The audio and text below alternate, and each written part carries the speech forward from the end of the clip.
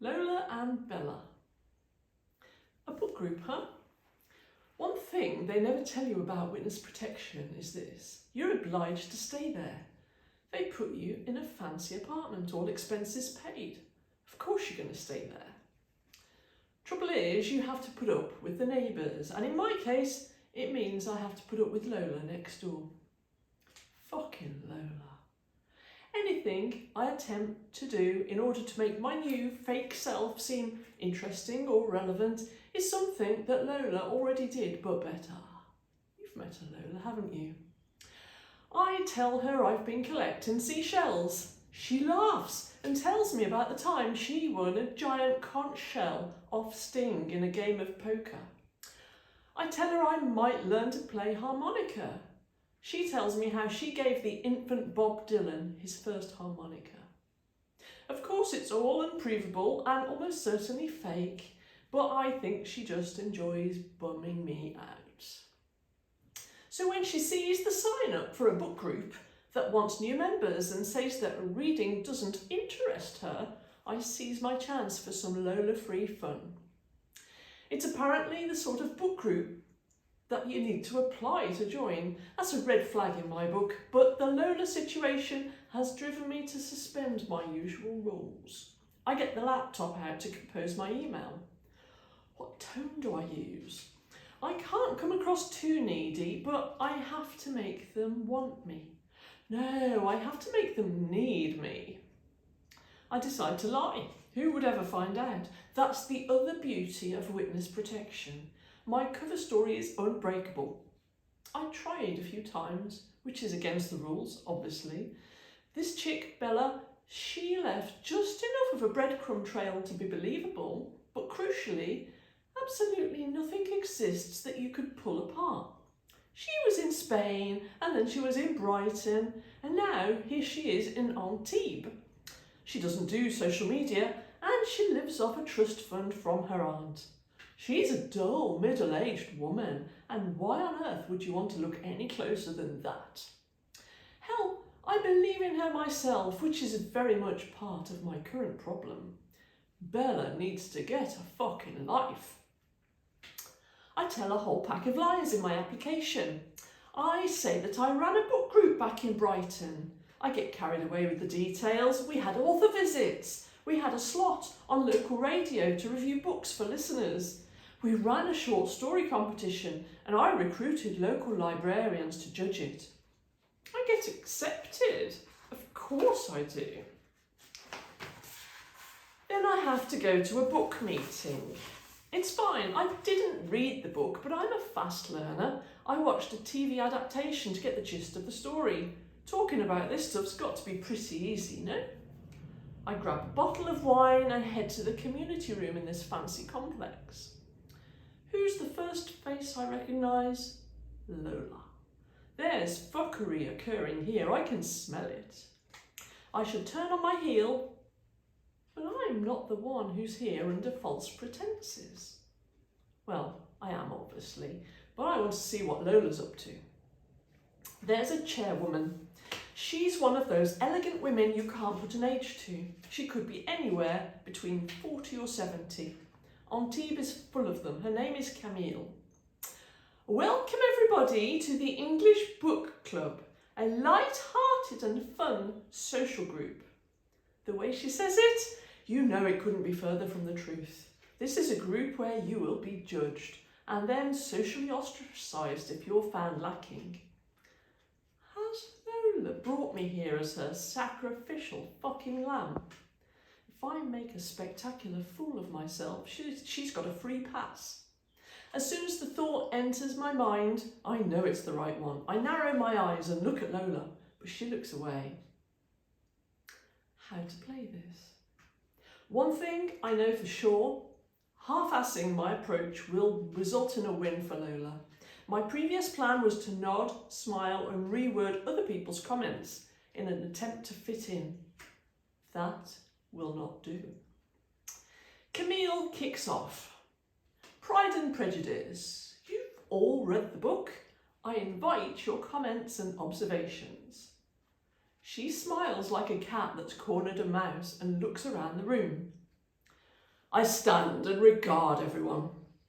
There must be 30 people here, mostly women, mostly dressed in that particular style that looks artfully thrown together by someone who only had silk scarves and leather belts to work with, but that definitely cost more than a meal for two in a fancy Paris restaurant.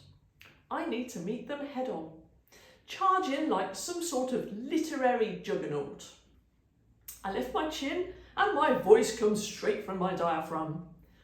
Well, I, for one, had a profound breakthrough. I have read the book before, obviously, but this time I read it through a lens of anger. I pause, lingering on the moment. Anger about the persecution of witches. I look around me and see mildly stunned confusion. This is good. I continue. Of course, Austen would have been aware of that historical persecution, but would not have been able to easily discuss it in polite society. By showing us a reflection of the theme in the setting that she did, we can see the true horror unfolding in our own minds. It is all the more powerful for not being overtly stated. At this point, I bring my fingertips up to my temples as I gaze around at everyone, inviting them to share my vision, challenging them to disagree. There's a long pause. I wait for my words to sink in. I fix a benevolent smile on my face. Let them all glory in the wisdom that I have just imparted. Camille is first to recover. She clears her throat. Will she buy into my outlandish premise or throw me out for peddling nonsense? What an insightful notion. I believe I can see the connecting thread, yes. Anyone else have a response to that? Lola's not having it. She can't bear to see me score a point. She stands and speaks through gritted teeth. What particular scene led you to make that comparison, Bella? Damn, she knows I haven't read the book. Still, I can take her down. It is often a mistake to consider single scenes, I say in the most patronising tone I can muster. By soaking in the overall impression, it is possible to discern greater depths of meaning. I recommend that you reread the entire text. I see little spots of angry red bloom on Lola's cheeks. She wants to respond, but she has nothing. She nods and sits back down. Another woman raises her hand. I always put in mind of witches too. I'm so glad to hear you say it. I thought I might be out of my mind. I'm so grateful to you, Bella. Murmurs of agreement drift around the room. Camille nods, and there are more comments that bolster the credibility of my argument. Some of them even reference the text. This is good, very good. I see Lola stewing, but my gaze is elsewhere. The book group love me. The cherry on the top of the cake is getting an invitation to lunch next week with Camille as the group wraps up. Lola is nearby and hears. I can see her bristling with anger. We are neighbours. As much as she hates it, she ends up walking back home with me. Enlivening discussion, I thought. Lola, I enjoyed it very much. Now it's just the two of us. She rounds on me as we start up the staircase. You didn't read it, did you? I give her my widest smile. Lola, is everything all right? You seem agitated. You're a faker and a fraud. I'm going to make it my business to expose you. As she becomes angrier, I channel fake sweetness, because I can. Goodness, Lola, I think that you've become overwrought. I recommend a sit down, perhaps a cup of chamomile tea. And that's another thing, you recommending things to me. How dare you? We're at the top of the stairs now, and she's vibrating with that crazed energy. It's as if the only thing that sustains her is being superior to me, and I've had the cheek to take it away from her. It won't do. Those little red spots are there in her cheeks again. No, I agree it won't. She's all skin and bone, so heaving her over the railing at the top of the stairs is not all that much of a challenge. It's 3 stories down the centre of the stairwell, about 40 feet. She has time to emit a brief scream. I linger for a moment and breathe in the sweet, Lola-free air. I was mistaken. It turns out that I don't have to put up with the neighbours. Witness protection's not all bad.